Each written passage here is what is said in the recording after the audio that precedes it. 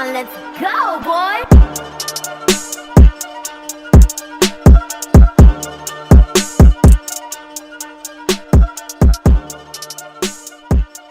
Welcome, ladies and gentlemen, to another 3BG at the movies, wherein me and Sue are going to geek out over Sonic 3 because, I mean, look, if you listen to the last two reviews of Sonic 1 and 2, you should already know how we feeling about Sonic 3. I'm just going to go ahead and say it right now. Sega, Paramount, you have gone officially 3 for 3. Yeah. And I love it. I'll say this. And I totally forgot the director of this movie. He's actually the guy that was in charge of the Shadow the Hedgehog game. Jeff Fowler. Yeah, Shadow the Hedgehog game, and actually a lot of the Sonic, recent the Adventure era Sonic stuff with the cutscenes and stuff. So it's kind of interesting how, and actually a good thing that Fowler, he really has just a understanding of the Sonic franchise. Oh, absolutely. Like one of the things, like I know, like, okay. So one of the issues that I had with the Knuckles series, as an example, is that unlike the movies where there was a significant balance of the human and Sonic and Friends, kind of there was a balance there, right? Mm-hmm. I didn't feel the Knuckles series had that.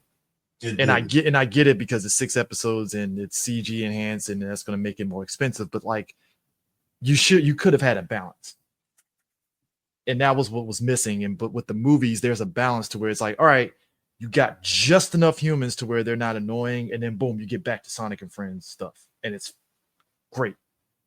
And that's what makes Sonic 3 so great, because you're adding in Knuckles. You're adding Shadow into the mix.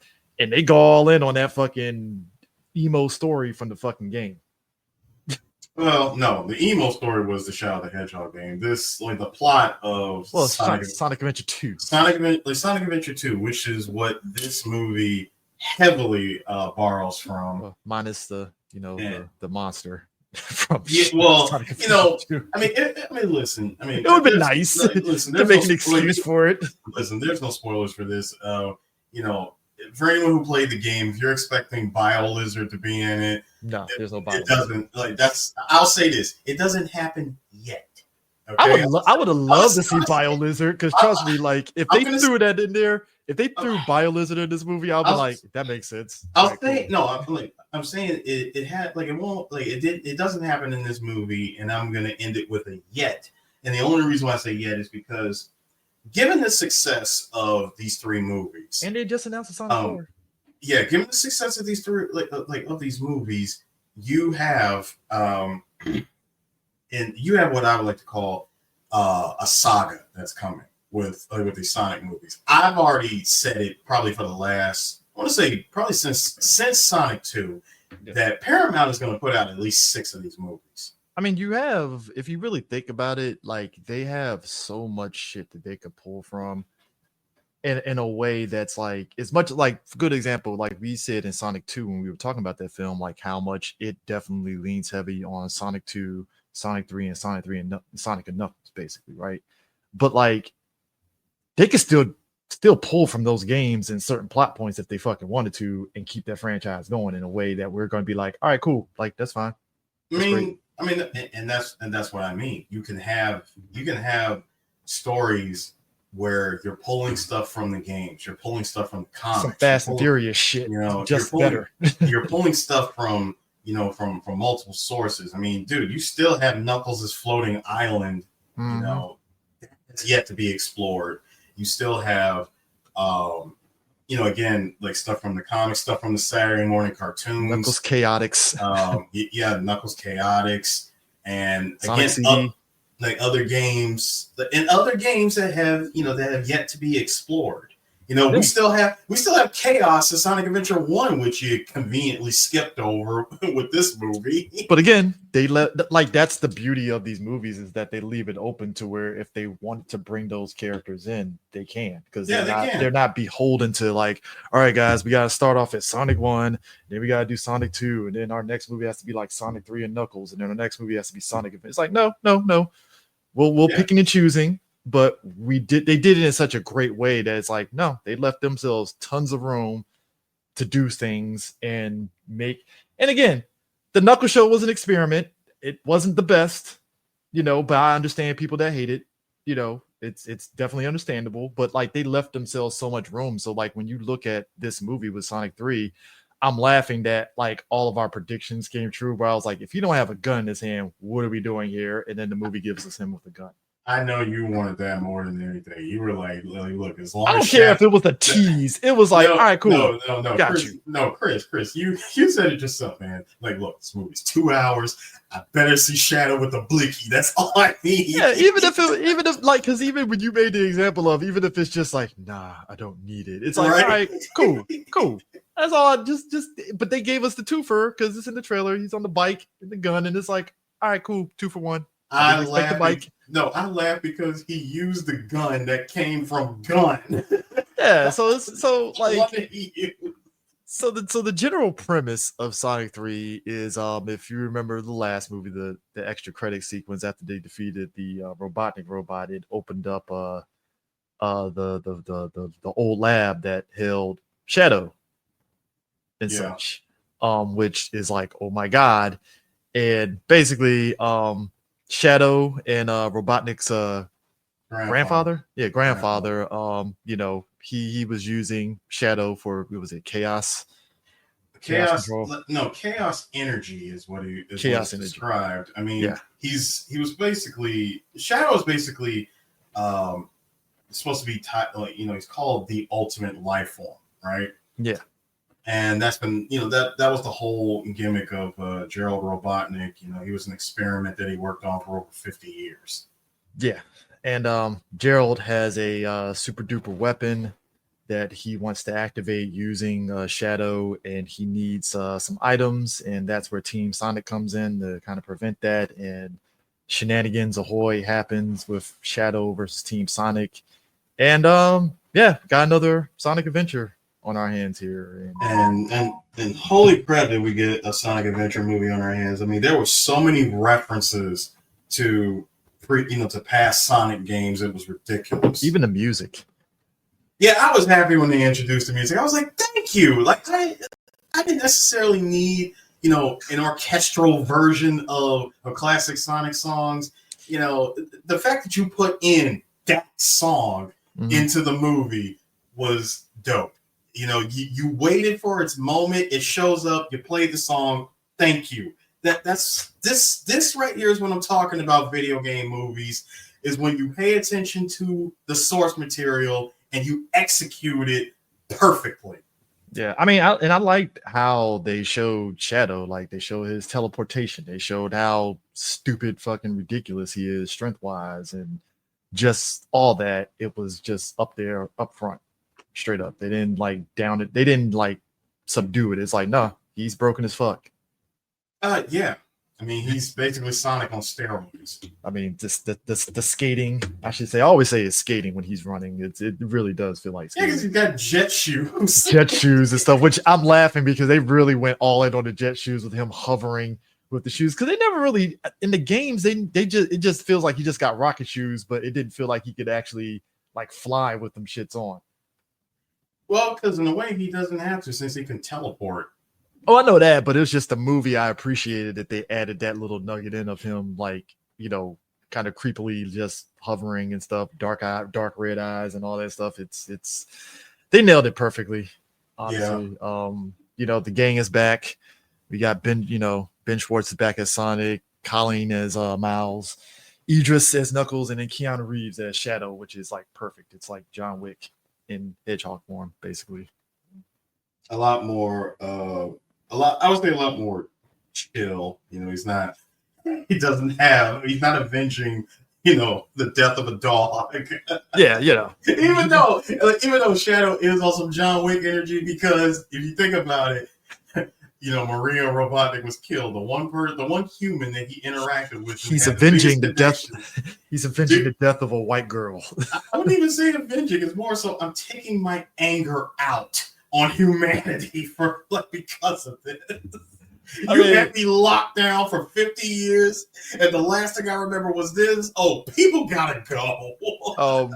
Another aspect of it, Jim Carrey kills it, but now he's like killing it times 2 as Ivor Robotnik and Joe Robotnik, and that shit is fucking hilarious. Yeah, that was the other twist with this movie compared to the video game. Is in the video game, Joe Robotnik is dead. Yeah, he's dead. And it made me think that because again, Sonic Adventure 2, I kind of like zoned out on, and I kind of forgot certain plot points. So that's when I asked you. I was like, was Gerald alive in the game? I'm trying to remember. And I kept telling you, no, he never was. All they got was archived video recordings of Gerald. Unless I'm thinking of Sonic X.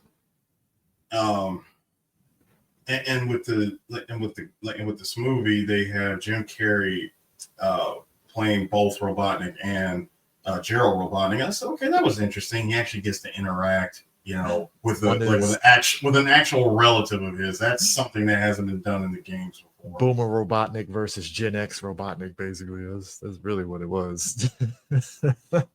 And there was definitely moments where Jim Carrey interacting with himself was funny.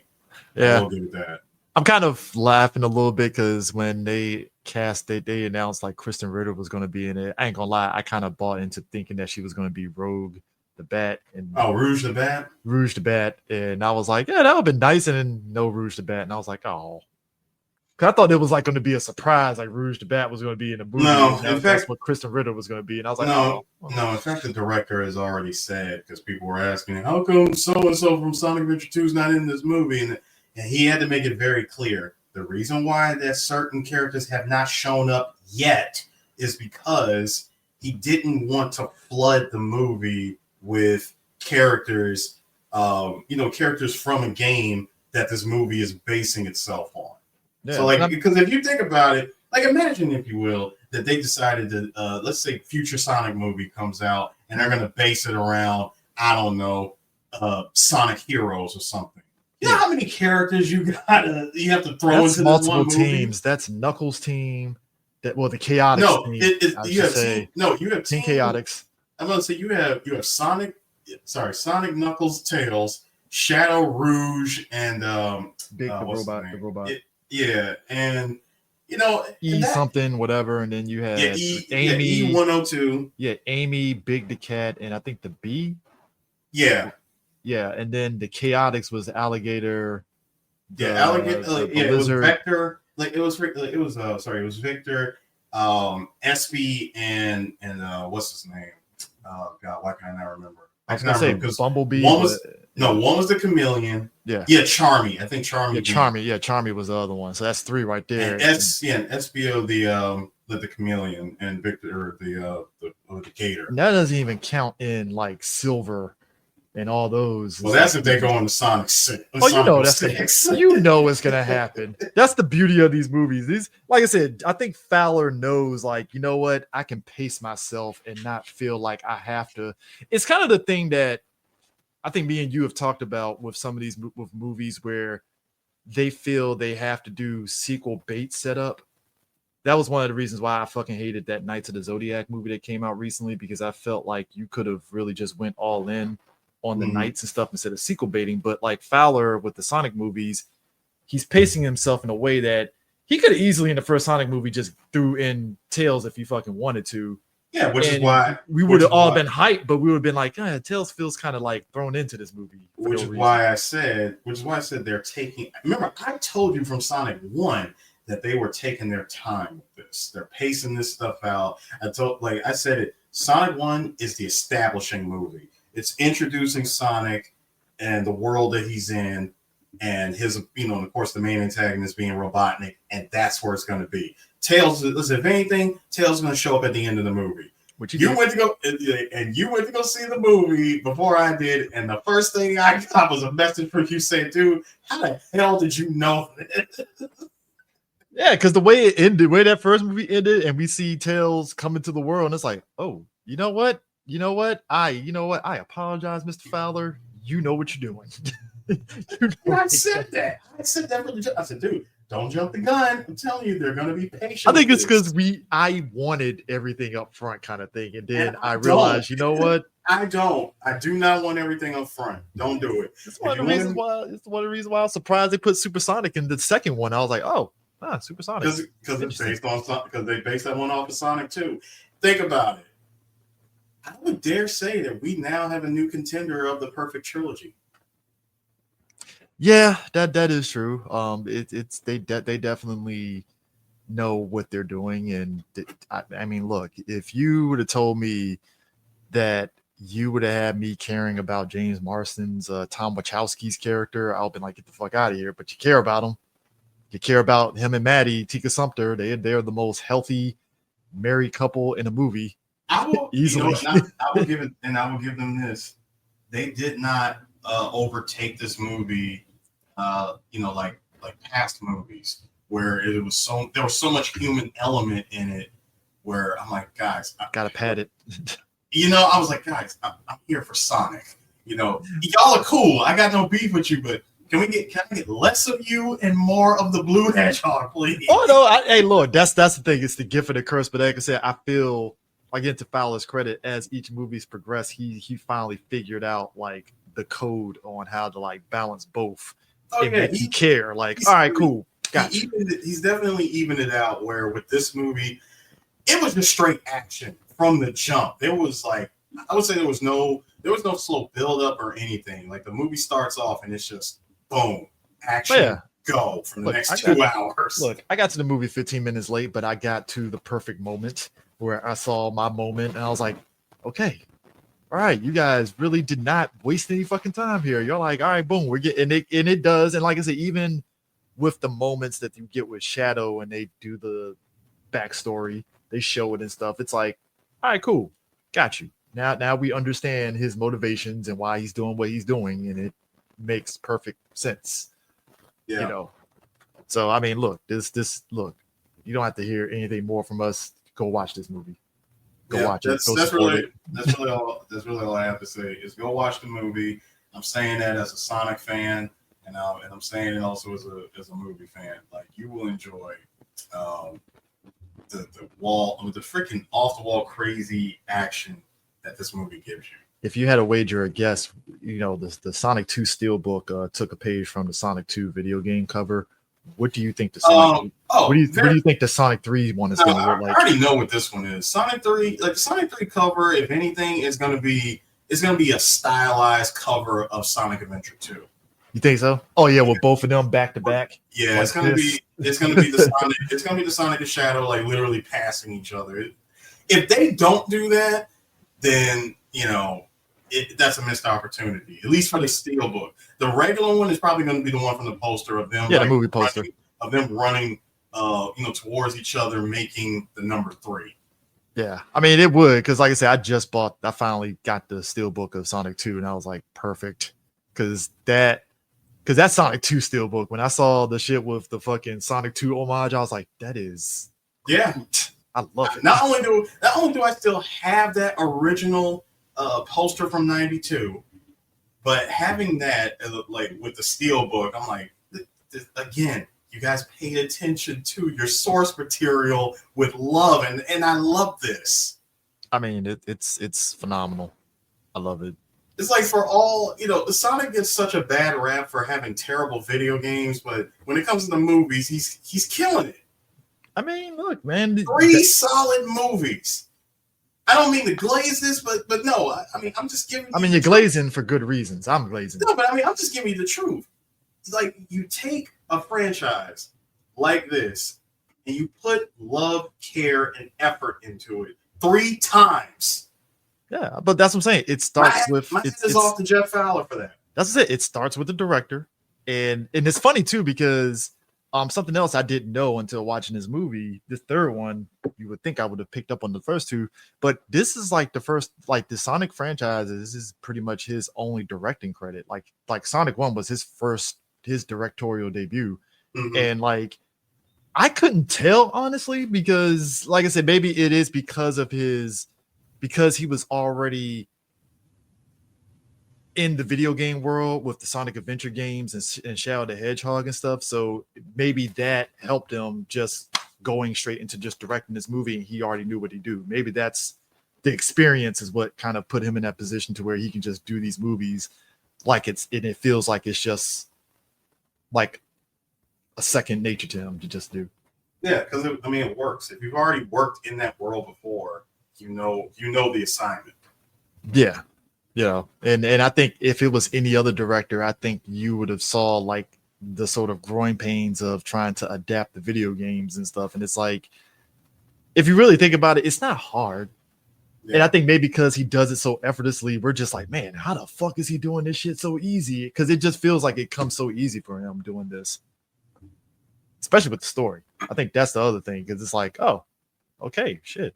Yeah. It wasn't one for one, but you still took all the good things from those games and made it into a good story. And that's why, like, you can't be mad that there's no space lizard. It's like, well, you don't really need a space lizard in this movie. It would have been nice, but you don't really need it. It's fine. It would have been a lot. And like I said, you would have been trying to add a ton of characters from, that was already from a game that if you pace yourself with it, takes a few hours to beat, to try to like 100% it. Yeah. And the story is as big as it is. You really can't watch that game as like a movie. You have to actually build a story around it, and you got to stick to that story. Much as I like the first Sonic Adventure, there is like so much shit going on. It's ridiculous. You have like what, 5-6 characters? You go back. You got story paths. Yeah, because you got Knuckles' little story arc where he kind of sort of goes in the past, I think. Yeah, he either gets visions from. Yeah, he gets visions. He gets visions to the past. Be a kid in the tribe. You got Tails doing stuff on his own. You got Big the Cat. Fishing that somehow ties into the fucking main plot. Look, Big the Cat is the most useless fucking character that serves no goddamn purpose. And I only talk about Big the Cat for trolling purposes, but he really serves no purpose other than just we need another animal to round out the crew. Again, fishing. Fishing. That's it.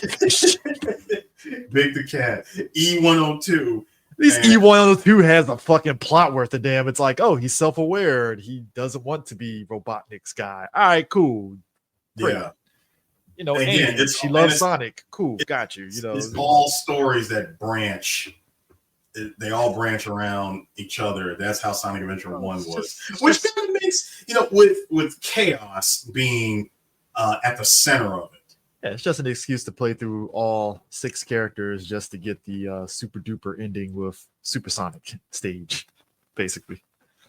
Yeah. And like I said, that has yet to be introduced, and they have to.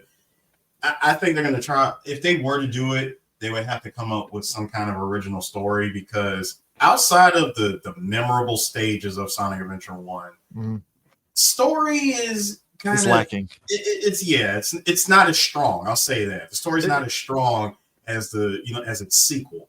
Yeah, and that's why I think you're right in the fact that we'll probably end up getting Space Lizard and Chaos down the line, because it's like I think by the time if they do get to Chaos, oh shit, we'll have the game, Rouge the Bat and all that stuff in there to where you can do that. And it'll look different for sure. Let's just keep it real here. It will, but we'll probably still be like, oh no, that's dope.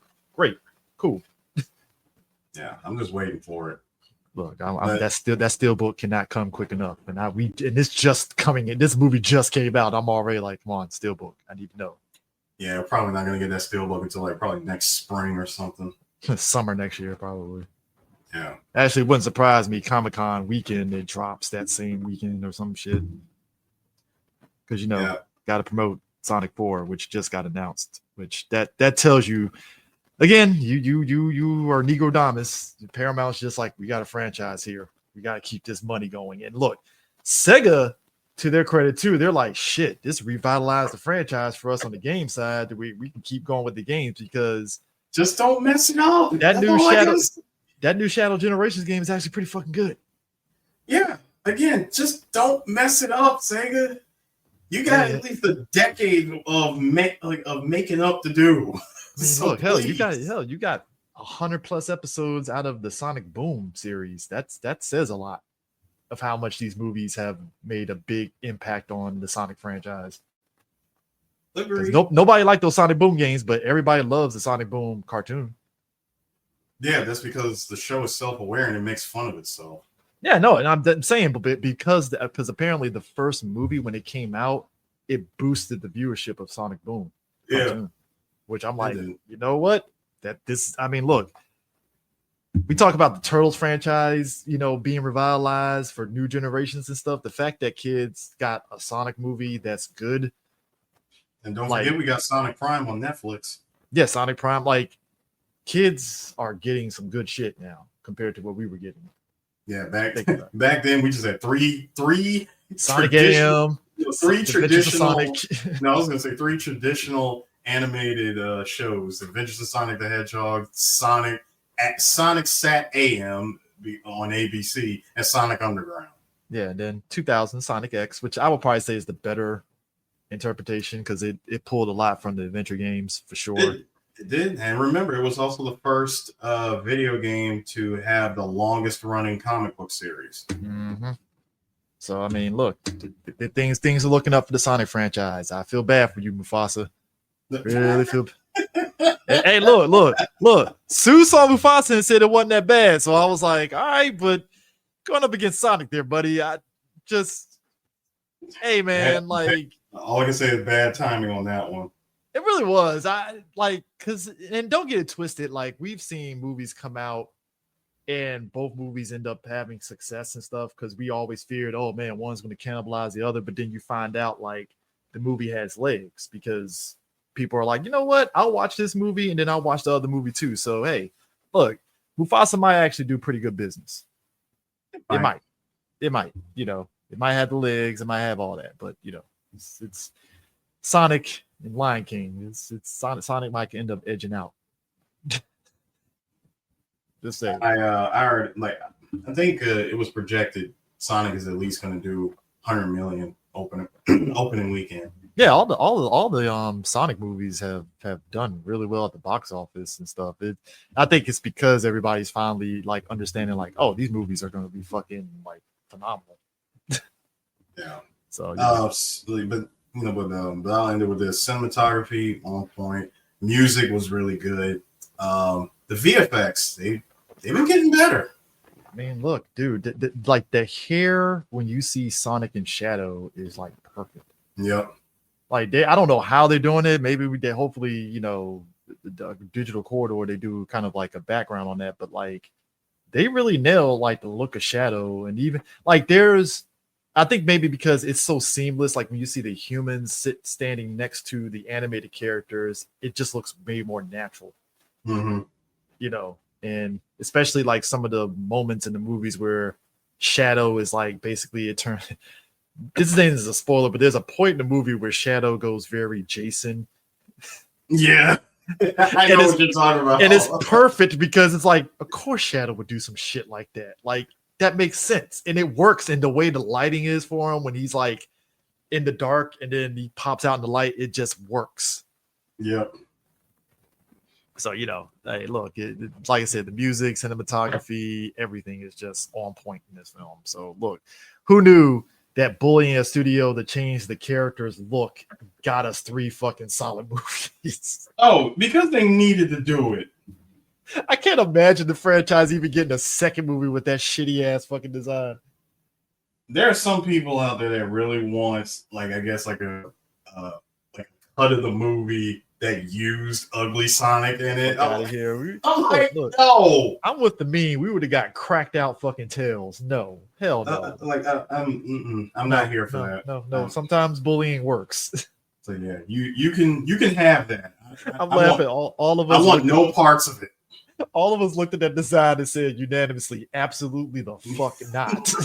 Get it out of here. Like ugly Sonic and human characters. I'm not for this movie. I look back at that trailer and I was like, I want to know who, and I hope that person got fired for fucking pushing this